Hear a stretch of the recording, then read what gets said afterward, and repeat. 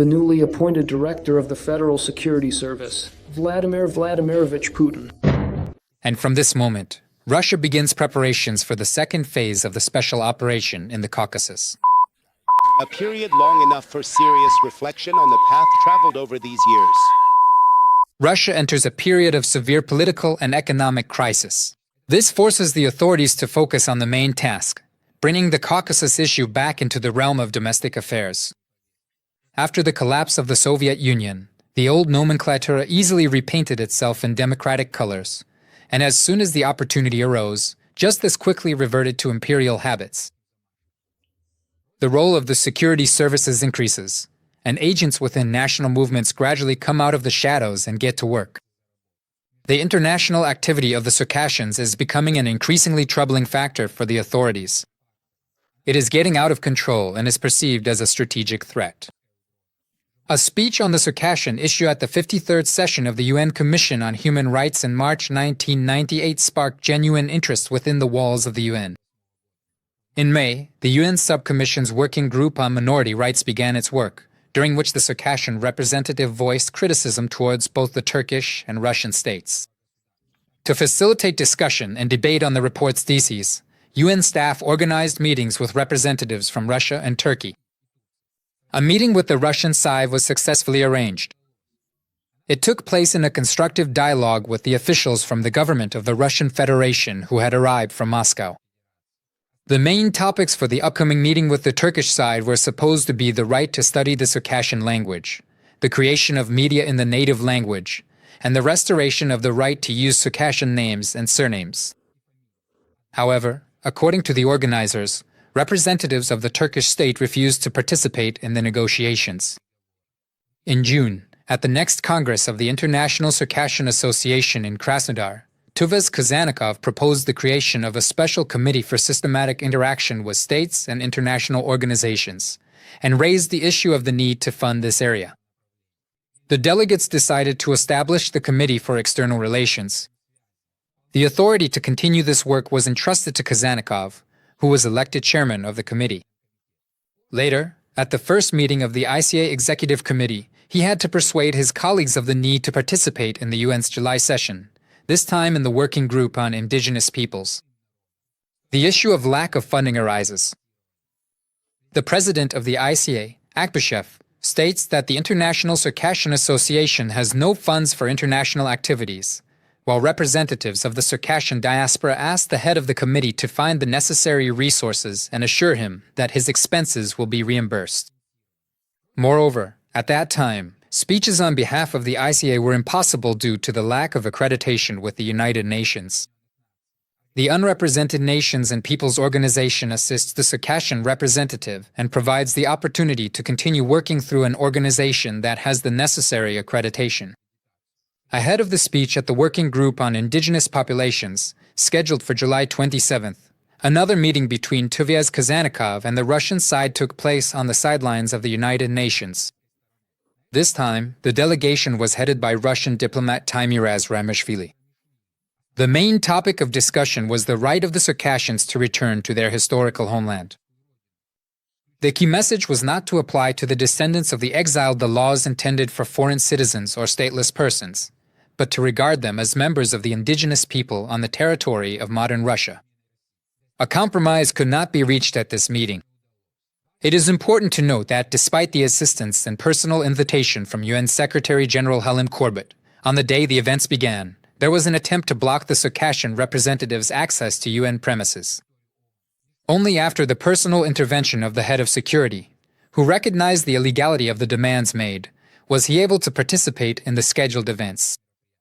According to the official press release published on the United Nations website in August, the Russian Federation does not apply the provisions of the law concerning the indigenous peoples of modern Russia to the Circassians, thereby condemning them to exist without the right to their historical homeland. It is noted that until now this issue has not been addressed by the international community, and that interested organizations and government bodies should begin working in this direction. International efforts are also ongoing within the framework of the Unrepresented Nations and Peoples Organization. At the end of September, a meeting of the steering committee was held in the capital of Taiwan, Taipei, along with an international conference dedicated to the 50th anniversary of the Universal Declaration of Human Rights. The conference was attended by representatives of the Taiwanese leadership, including the Prime Minister, officials from the Ministry of Foreign Affairs, and members of Parliament. After the events concluded, meetings were scheduled between Kazanikov and local authorities to discuss political and economic cooperation. In addition, meetings were planned with the heads of major Taiwanese foundations, with whom preliminary agreements had already been reached regarding the provision of non-repayable financial assistance. The funding also included support for the development of Circassian entrepreneurs in their homeland. On the eve of departure, when receiving the passport with the already issued visa, an office employee cancels it in the applicant's presence. This effectively derails the trip at the very last moment. Later, the authorities of the Republic of Adygia will attempt to establish direct contact with the supporting foundations. However, they will be refused, since the assistance was intended for non-governmental organizations of peoples without representation at the UN. The alarming signs of resistance to international contacts, as it turned out later, had far-reaching consequences. At the end of October, the work continued in the Estonian city of Tartu, where the ONN Coordination Office was located. It was headed by the leader of the World Congress of Estonians, Lennart Meri. At the international conference dedicated to the rights of peoples, meetings were organized for Kaveza Kazanikov with European Parliament member Karl von Habsburg, several members of the parliaments of Lithuania and Estonia, as well as with Arnold Rittel, the former chairman of the Presidium of the Supreme Soviet of the Estonian SSR and the first head of state during Estonia's restoration of independence. Later, in 2001, he would become the country's third president. The key topic of discussion was the current situation of the Circassian people and the challenges they face. Special attention was once again given to the issue of legal recognition of the right of descendants of deported Circassians to return to their historical homeland. As a result of the meetings, the parties agreed to continue cooperation between the Circassians, the European Parliament, and the Baltic countries. These developments could not go unnoticed by the official authorities in the homeland. The president of Adygia, Jeremov, invites Michael van Praag, the former Secretary General of the UN and legal advisor to the Dalai Lama and the Tibetan government in exile, to Macau. The official invitation was certified by the head of the Russian Foreign Ministry's representative office in Adygia, but he never received permission to enter Russia. The Russian embassy in the Netherlands refused to issue a visa, citing technical reasons. It was under his leadership at the UN that the genocide of the Circassians was recognized. At that time, the organization also sent an appeal to the president and government of Russia, asking them to address the Circassian issue, in particular, to recognize the right of descendants of the deported to return freely to their homeland, to acknowledge the artificially divided people as one, and to re-establish the Shapsug National District in the Krasnodar region. The district was abolished in 1945, just 2 weeks after the end of World War II. And this was an attempt to dismantle the historical presence of the Circassians on the Black Sea coast. Nevertheless, representatives of the ONN did visit the Republic of Adygia on an official visit at the beginning of 1999. A field meeting of the organization's coordination office is held in Macau. Representatives of the peoples of Russia represented in the ONN, as well as the head of the branch, Dr. Linnet Mile, a figure well known in Soviet nomenclatura and special services circles, arrived to participate in the events. In addition to the ONN meetings themselves, a public meeting was held at the National Museum of the Republic of Adygia, where, as reported, an open discussion took place. However, the official reception at the government never took place. The scheduled meeting with the Minister for Nationalities, Press, and External Relations was cancelled 30 minutes before the appointed time. This incident prompts the Circassians of Adygia to begin the process of creating the Republican political party COBS. One of the key points in its charter is the protection of the rights and interests of the Circassian people. This becomes an important step toward legalizing political representation at the federal level. The tension surrounding the political activity of the Circassians, including on the international stage, is quite understandable. It's not just about the Circassian issue. The discussion was about the entire situation in the North Caucasus. The Kosovere Accords were set to expire in 2001, and the Kremlin urgently needed to determine its next course of action. FSB Director Vladimir Putin states directly that this issue requires immediate decisions. If we don't do anything now, if we don't start preparing for 2001, then in 2001 we'll find ourselves completely unprepared to solve any problems at all. The North Caucasus remains part of a larger political game, but the rules of that game are starting to change rapidly. In March 1999, with the assistance of the UN, Kazanigov receives an invitation from the organization Pax Romano to participate in the 55th session of the Office of the United Nations High Commissioner for Refugees. Upon arrival in Geneva, the representative of Pax Romano informs him that it will be impossible to speak at the session on behalf of the organization due to the position and appeal of the Russian mission to the UN in Geneva. In a letter from the main UN office in The Hague, Kazanigov is informed that, since the registration was not cancelled, Pax Romano's refusal to grant him the floor is not considered a serious problem. To urgently resolve the situation, the executive director of the Organization of Unrepresented Nations and Peoples, Victor Kasipu, a recognized international defender of indigenous peoples' rights whose activities were under international protection within the UN mandate, gets involved. Thanks to his intervention, an alternative was found that allowed the representative of the International Circassian Association to once again speak from the United Nations podium. At the end of the session, Kasipu emphasized the importance of this speech, confirming the fact of external pressure aimed at disrupting participation in the events. In turn, the leadership of the ICA has expressed its lack of interest in continuing active international activities, having still failed to provide funding for the Committee on External Relations. This becomes obvious as early as April. In a letter from the committee chair addressed to ICA President Akbashev, it is stated that minimal funds are needed just to get to Estonia, where work is underway on adopting the Declaration of the Rights of Peoples, while the host country is covering all expenses for staying there. Not having received a response from the leadership, Kazanigov once again finds the funds on his own to continue the work. The Universal Declaration became the first international document dedicated to the collective rights of unrepresented peoples. For comparison, the UN Declaration on the Rights of Indigenous Peoples would only appear in 2007. Later, in July, the same situation arises. The head of the Committee for External Relations is forced to independently resolve the issue of participating in the 6th UN General Assembly in Geneva.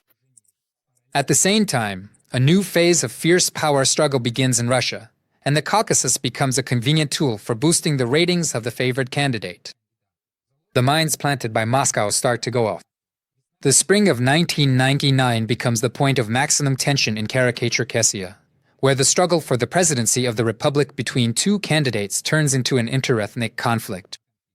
The first round of elections takes place on April 25th. As a result, the mayor of the republic's capital, Stanislav Direv, receives more than 43% of the votes, while his opponent, Army General Vladimir Semenov, gets just under 18%.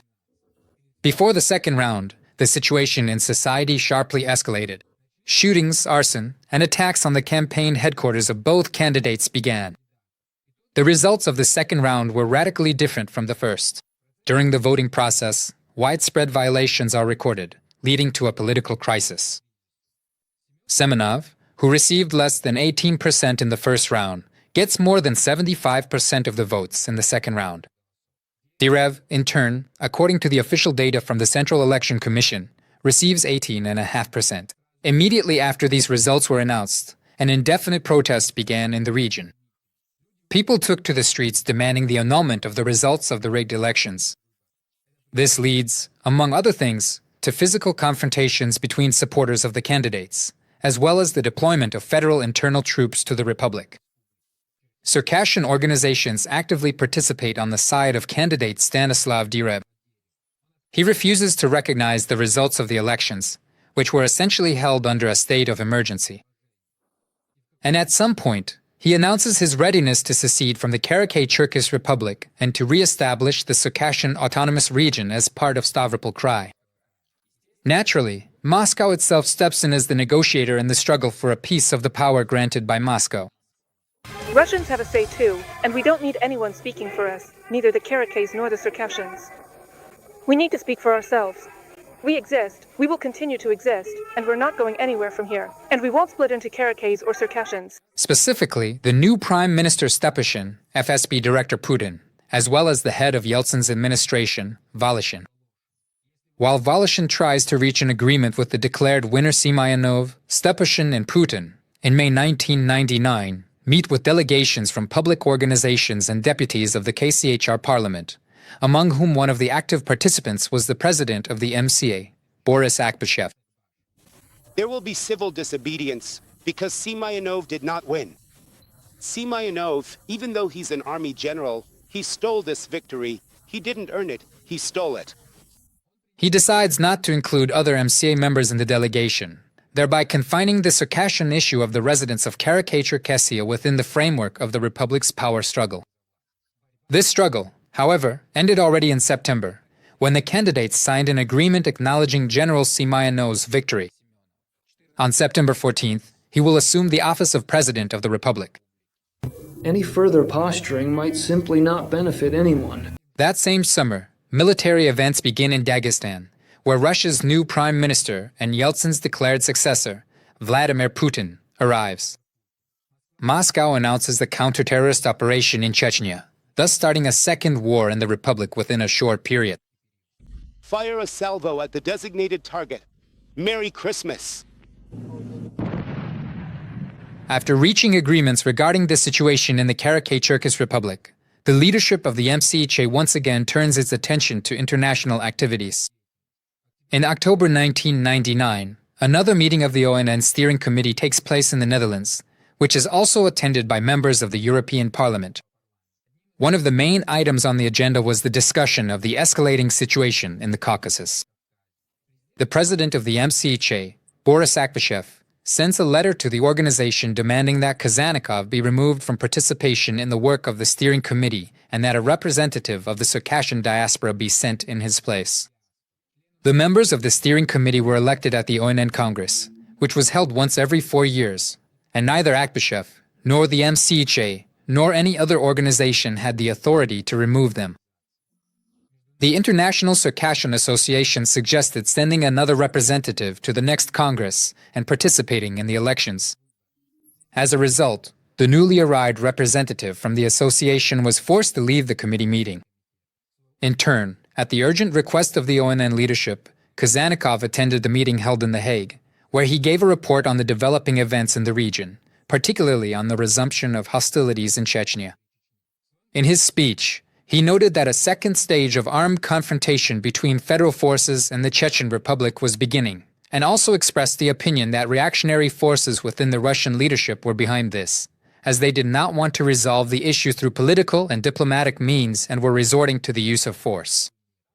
There was also another meeting with members of the European Parliament, where they discussed the issues on the agenda as well as formats for further cooperation with the European Parliament. That same autumn, after lengthy bureaucratic procedures that dragged on for more than 8 months, the political party KOBS was finally registered in Moscow. Meanwhile, in Adygia, a criminal case was opened against one of the party's founders, Kazanikov. In this context, it's important to point out one more detail. On December 19, 1999, parliamentary elections were held in Russia, in which one of the key figures in the country's political processes, Boris Berezovsky, ran for office from Circassia and won. Along with him, most of the deputies elected in the Republic were from the Unity Party, which at that time was often called Berezovsky's brainchild. The party, led by Sergei Shoigu, took second place in the elections, and 2 weeks after Boris Yeltsin's resignation, it supported his successor in the upcoming presidential elections. At that time, Russia was in a state of political uncertainty. After the State Duma elections and Yeltsin's resignation on New Year's Eve, attention shifted to the upcoming presidential elections. Despite the active promotion of the successor, there was no clear favorite, and a second round seemed quite likely. The struggle between various centers of influence intensified, former alliances were being reconsidered, and the very future of the power transition raised questions among both the political elite and observers. Against the backdrop of internal upheavals and the struggle for power in Moscow, the Circassians continued to seek to strengthen their position on the international stage. At the end of March, an important event took place in Kazakhstan, a meeting of the working group under the Office of the United Nations High Commissioner for Refugees. It was dedicated to the situation of deported and forcibly displaced peoples in the post-Soviet space. Representatives of states and international organizations are taking part in it. The meeting became part of a broader process launched after the Geneva Conference of 1996. Its goal was to summarize the results of the CIS countries' fulfillment of their commitments to rehabilitate affected peoples and to develop mechanisms for further protection of their rights. The main initiator of this process was Russia, which sought the adoption of a final resolution. It was intended to state in this resolution that all repressed and deported peoples on the territory of modern-day Russian Federation have already been rehabilitated and that all necessary measures to restore their rights have been fully implemented. Despite facing criminal prosecution, invited member of the UN Steering Committee, ethnic Circassian Tuvez Kazanikov, is participating in the events. In his speech, he draws the participants' attention to the fact that the Circassian issue remains unresolved, as their historical homeland, Circassia, is now part of modern Russia. The descendants of those who were forcibly expelled in the 19th century still do not have a recognized right to return to their ancestral lands. And the Russian Federation is not only the successor to the Soviet Union, but also to the Russian Empire. Therefore, modern Russia must take responsibility not only for the Soviet period, but also for those expelled before it. Kazanikov urged not to adopt this resolution, since its adoption would in fact mean ignoring the Circassian issue and denying an entire people the right to return to their homeland. At the end of the meeting, the chairman of the working group addressed those present with a special statement. He pointed out new circumstances that prevent the adoption of the resolution proposed by Russia, since if it is adopted, the Circassian people will lose any political prospect of returning to their homeland. In a joint document by the International Organization for Migration and the Office of the United Nations High Commissioner for Refugees, in cooperation with the OSCE, it is stated that the process has not led to a political or legal resolution of the issues concerning deported peoples, and this has been recorded as the official outcome. At the same time, the UN High Commissioner for Human Rights, Mary Robinson, visits Moscow. She also travels to the North Caucasus, stating that the purpose of her trip is to assess the human rights situation, including conditions in detention facilities and filtration camps, as well as the situation of civilians in Chechnya. Following her visit, Robinson expresses deep concern over the scale of violence and demands an independent investigation into reports of torture and abuses.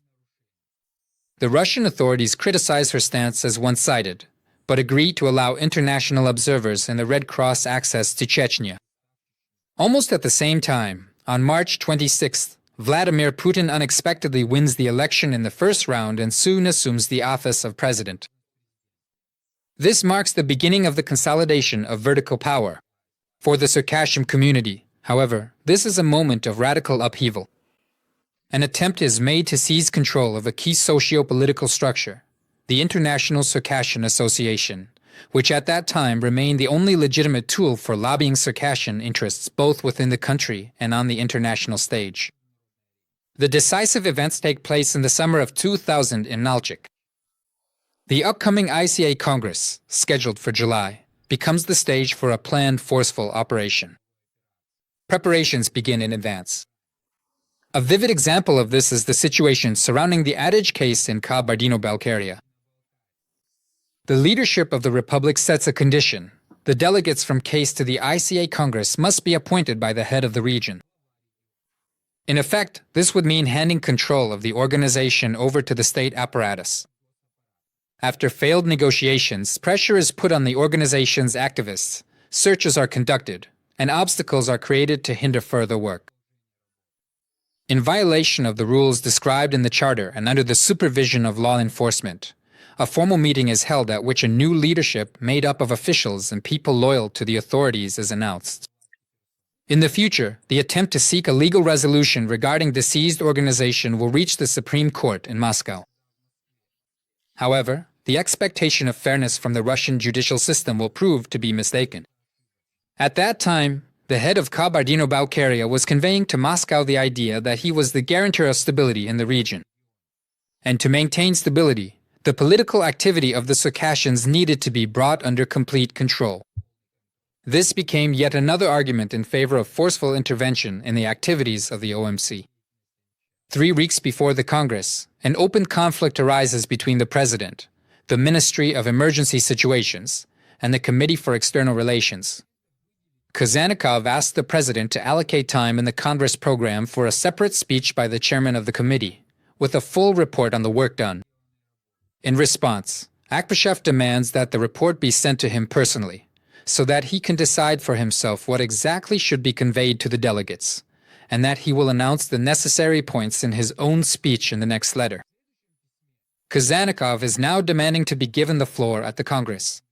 He emphasizes that the leadership of the Ministry of Emergency Situations not only did not participate in the committee's work, but also deliberately hindered it, which has been documented.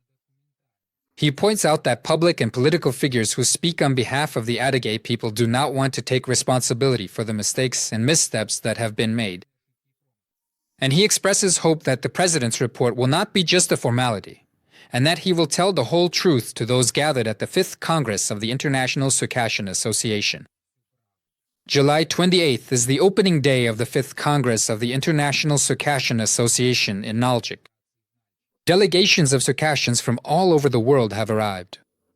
Among the participants are Presidents Jeremov and Koka. On this day, the security forces in the Kabardino-Balkarian Republic are mobilized.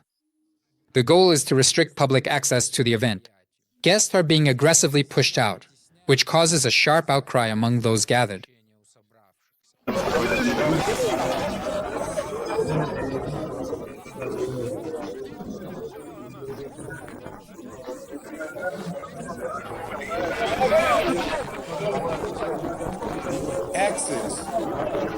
To the Congress is blocked even for prominent public figures, among them one of the founders of the ICA, the well-known scholar Zoran Aliev.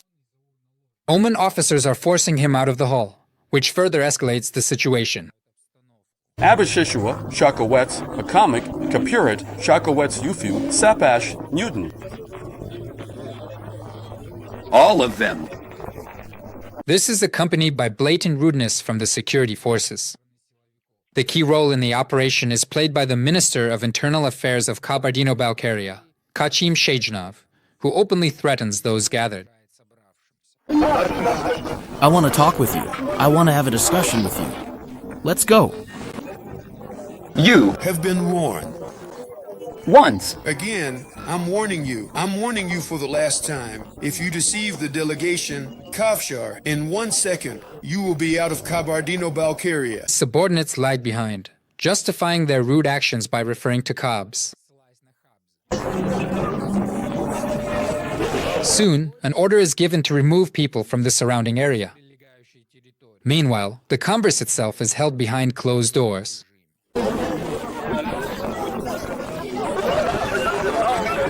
The report on the international activities of the Circassians will never be presented. The question of the ICA's position on the war that has started in Chechnya isn't even raised. Any political discussion is blocked. The agenda is reduced to electing a loyal leadership and routine statements about preserving language and culture.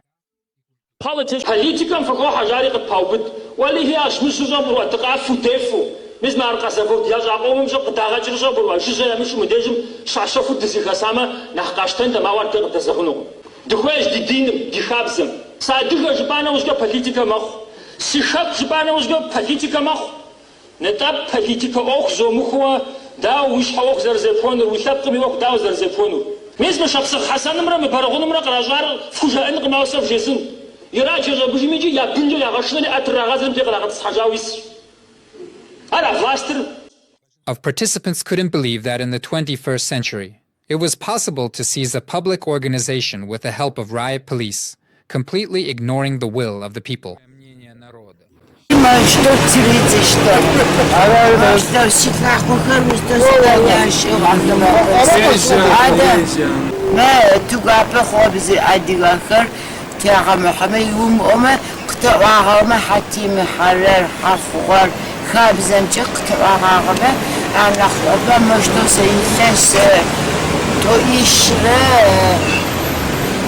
Rümskat.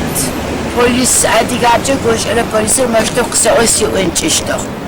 جدم خاصم دت خاصة صلاح مشامي يقو خاصة تفتنوشتك عرش حار زغورة ميلاجوشتك يخست أو تشرب بشلا لحبرة بشكوت فرجة مارس سوفيتم خطاكش ديمقراطية قبش ساجة مينتاليتي جي فوق وشاقو جاش خطاكش وسسيتتا جا كومونيست زمانم زراج اشتغام فدو زج راخو حقاخو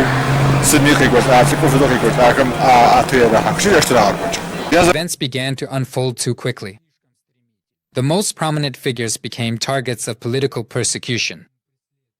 At the same time, the authorities started encouraging those who were willing to accept the new rules of the system. This takeover became a turning point. The only force capable of uniting the scattered people and developing a strategic approach to defend their interests was eliminated.